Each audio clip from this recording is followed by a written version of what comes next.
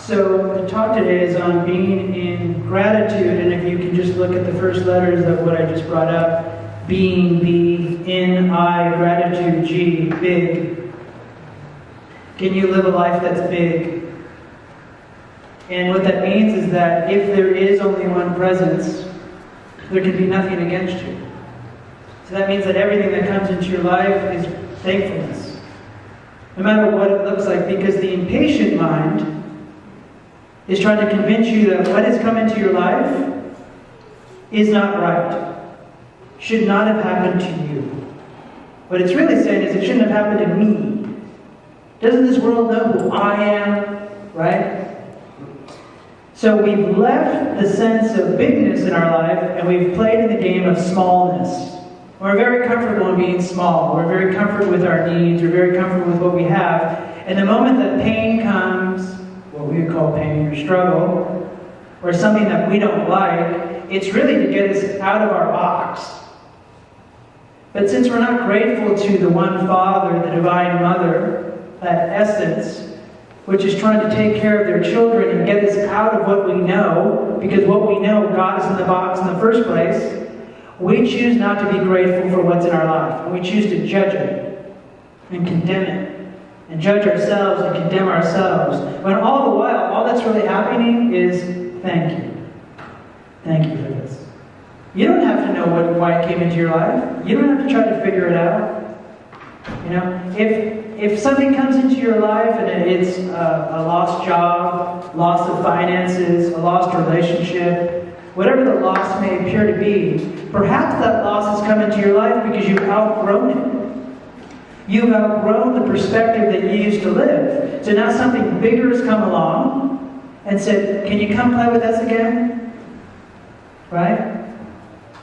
What I'm introducing is a new concept, because what we're used to with gratitude is I have to give you something in order for you to be grateful. Right? I give you a gift, and then you're like, oh, thank you so much for this gift. Now you might keep the gift or you might not. You might go return it to a Ross or Marshall's, which is fine. Right? But in front of me, you're like, wow, thank you so much. I really appreciate it. Can you believe they gave me this, right? Or we give someone something, which is both good. There's nothing wrong with that energy. What I'm suggesting is to get out of that old way of thinking, which is a way of thinking. The impatient mind wants you to believe that everything that's unfolding in your life is not working for you. It's working against you. That there's something against you. There's something out there. There's something that's happening in your life that's trying to ruin you. Right? And yet we come here on Sundays and we learn that there's only one presence. Now the difficulty is living it. Because intellectually it's great. Right? Eleanor gets up, there's one presence, we sing about it, right? The boys' choir gets up, we sing about it, we're all grateful, we're all living it, and then we go outside the door, we get to work, or something happens, and we're totally ungrateful for everything. Right? I mean, I've been there. Intellectually, we understand it, but we don't live it. And if you're to live your life being in big, being in gratitude, knowing that your life is only gratitude, then what happens? Well, you're living a big life. So what that means is that no matter what comes into your life, thank you for this. You're so big that no matter what comes into your life, you can handle it. That seems like a better place to play than that you're so small that you can't handle anything. That your little self is so busy following the rest of the sheep and the herd that the moment that you get the idea to sing, which is awesome, because when in my life have I ever seen 4 men come and sing in front of a group of people, which shows you that we're in a transitional creative period right now where men are starting to be creative again.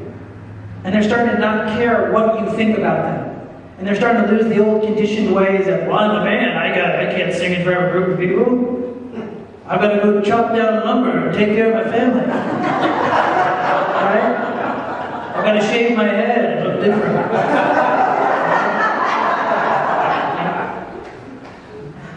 This was because I thought 11/11 meant the aliens were coming. So it's like, I gotta shave my head so I look like them, so if I am on the mothership, I can get out.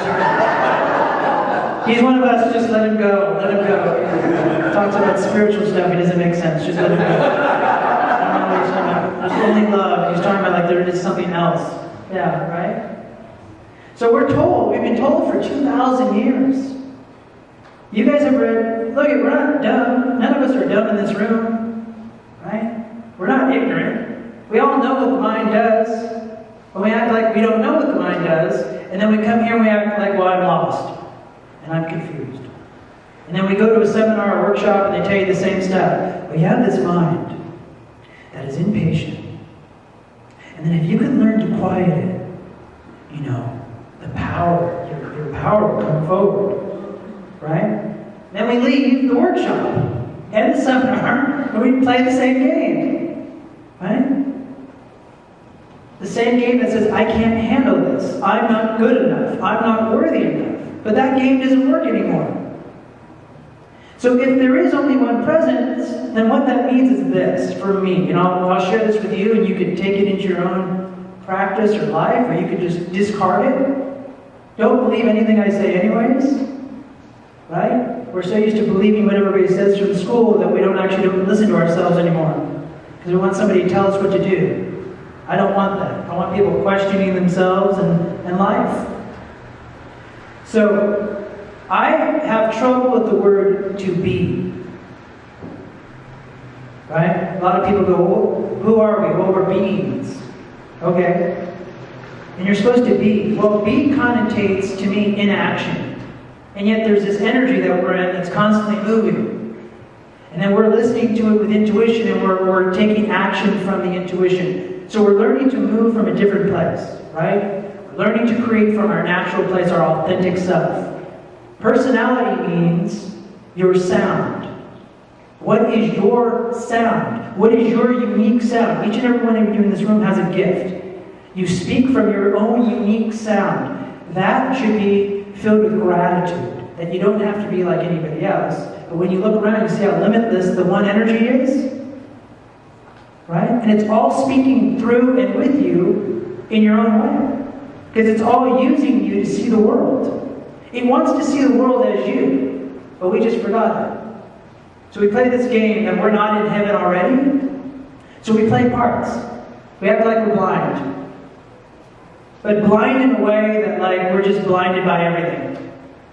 Right? But then we watch Star Wars and The Matrix and they get blind and they have to see why they're blind. And they actually see better. The blindness represents your unknowingness. The place that you already know. That when you don't know, you know.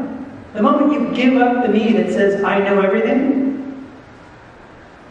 you give up knowing anything, and then what happens? What you know comes forward. It's a paradox. Truth is a paradox. To be nothing and yet have everything. To hold on to nothing and yet have everything. So truth is a paradox. Right? So I look at your life, each and every one of you, I look at your life as a blessing. You are a human blessing. You are a spiritual blessing. That means this, that each of your lives are holy. How do I know that? What shows up in the presence of your life is the presence itself. Right? It's massive, infinite energy that brings itself to you to give you a gift. And then we judge the gift. We lose a job. Right? So this infinite energy already knows that where you need to be. So it goes, listen, they're not listening. They're not leaving the job. They keep telling their friends they don't like the job, but they're not leaving the job. They keep staying in the job they don't like. Okay, here we go. And then it fires you from the job that you couldn't take your own initiative on, so it fires you. Then you don't like being fired from a job that you didn't want to be at in the first place. So you tell everybody a story about what just happened, so then you're still liked by everybody. So they still like you in the herd. But the presence, God, doesn't want you to be with everybody. He wants everybody to be creating and loving and enjoying and living this adventure and singing and talking and drawing. I don't know, whatever creative stuff you want to do. My dad was 65. Never had a creative bone, I thought, in his body. Called me up, he's like, I'm taking a wood carving class. What? Yeah, I love it. I love the teacher. He talks about creative ideas, and we create a lot. Dad? It's like 6'1", he's like a big football player. I'm like, what? So yeah, when I used to watch you do your acting stuff, I always thought it'd be fun to create. You did? So I would have been thankful for that you enjoyed what I did, then I wouldn't have to deal with so much ridiculousness. You see what I'm saying? You're given a gift every moment. We just judge the gift that we're given. So your friend may give you a gift that you want to take back to Ross. God's giving you a gift all the time that you always want to take back. Most of you. You're not happy about anything. Right? You're just ungrateful about everything. But yet you know what it's like to be grateful, but you're not really heartfelt grateful. You're being grateful to get something more. So the mind is like, if I'm thankful for this, then I can have more. Right? And God's like, I see and hear everything, so get over yourself. When you're actually grateful, right? Then you'll have more. You can't outthink one presence. Like you can't outthink your friends. You can't manipulate your friends and be clever and withhold and lie and gossip without it already being known. And yet we walk around and we act like nobody knows what I just did. Nobody knows what I just said to my friends. I told them something that wasn't the truth. They don't know. Right? And then you get home and you're anxious. And you're in discord. And you can't sleep and you don't know why that is. It's because that's not natural. It's not natural to be ungrateful. Your life is big. We listen to the girls playing in the classroom as we're meditating. They're laughing and giggling and telling each other whatever they tell each other, right? Got young boys here, they're going to be great leaders in the society. They're observing you. They don't listen to you, they observe you. So you can go, that's not what I do. And then they watch you and they go, but that's what you do. You just told me that that's not what you do, but you're doing it. I don't lie, but you're lying. Right? So your kids are like their God. Your kids are like angels watching you. They're keeping tabs on you for God because you can't do it yourself. So God's like, just put a kid in their life. They're not watching themselves. Let the child watch them and see what they do. Yeah, just make the child throw a tantrum because right now they think that their life is more important than the kids. Yeah. Have them deal with the child. They don't want to do that because they think that they're more important than anybody right now. But the child needs their attention, right? Kind of like God. God needs our attention. Like we need to listen. And the way that you listen is when it happens in the moment, whatever it is, it's going to be ridiculous to actually say to yourself, thank you. You're going to be fighting me tooth and nail on this. All right? The boss is going to go, I'm going to have to lay you off. And in your mind, your first thought's going to be, thank you. Because you know at that moment that God, angels, or whatever you believe, the higher wisdom, the higher self, call it what you will, it doesn't matter. This universe, this one song, which is singing as each one of you, is singing a beautiful chord called Your Life, is so big that it doesn't care what your plans are. Because most of your plans are built on sand, like sand castles, and the ocean comes and knocks them over, and you're like, why? And you go to grab the sand, and you're like, whoa! And you're so busy at this castle that's been knocked over that you're missing the infinite ocean. You're missing the truth. It's like you're walking in heaven, and then you create a facade that when you die, a better life will happen. And then we tell ourselves that with stories and fireside chats, right? Someday you're all going to go to a great place. Where is it? When you die. It sounds absurd, right? So why am I here? Well, what am I doing here? I have a purpose, right? Right, but when you die, there's karma and stuff, so even if it doesn't work out here, when you die, another life will happen, and then you'll be better. Sounds absurd, right? A little absurd? So maybe you're in heaven now, and you're just waking up to it. Maybe you're just waking up to the bigness that you are, right? Maybe you're the idea that each and every one of you needs to shave your head, like the singer.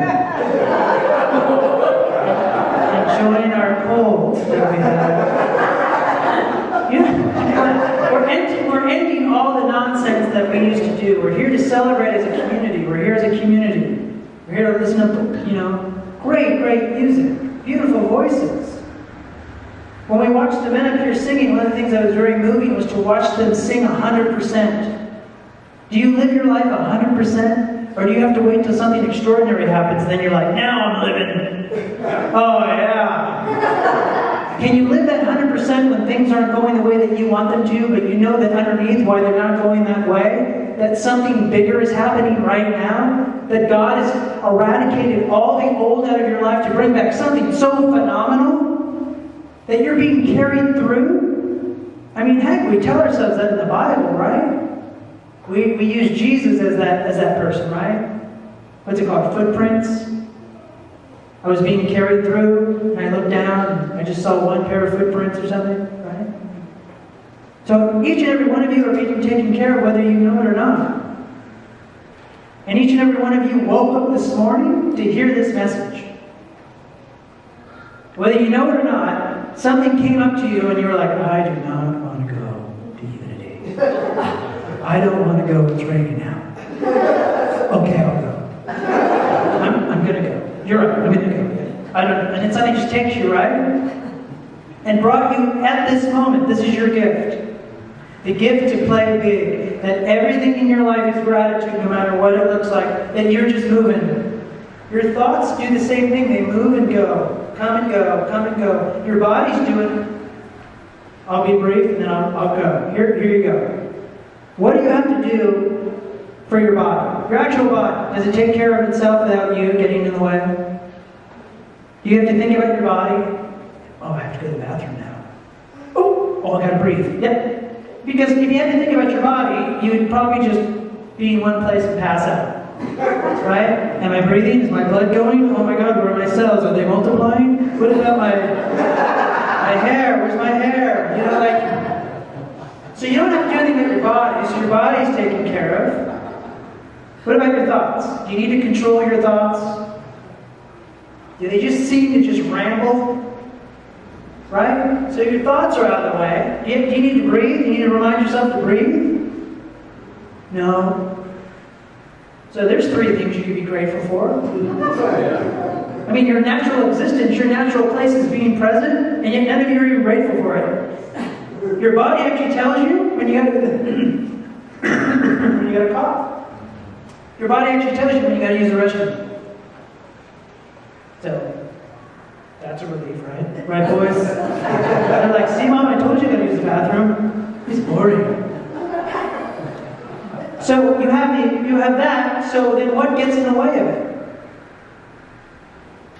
You. Well, what's this you? Have you asked yourself, what's this you that keeps getting in the way of my life? Do you even hear? Like, what's observing all of this stuff that's happening at once? There's got to be something that's observing all of this stuff happening at once. Could it not be the bigger you? Could the epiphany in this room be that your bigness is living you already? And you just need to recognize it and live from awareness and live from that place? Being in gratitude. If you can make that a way of life, which is your normal way of life, right? Things happen and you just don't want to be grateful for it. So you create a story and then 7 years later you're like, God, all I had to say was I'm sorry. Why did I hold on so long? Right? And my last piece of information to all of you is if you want to shave your head, don't do it in the winter. No matter what your gut tells you, just say, I know, but it's going to be the winter. When you meditate at night, just picture a white light above your head. And allow that white light to come over your entire body. And just ask that white light to take away any discords, any disharmony, and realign you back into your natural state, which is health, balance, and abundance. Okay? Sound good? The bald man now is leaving.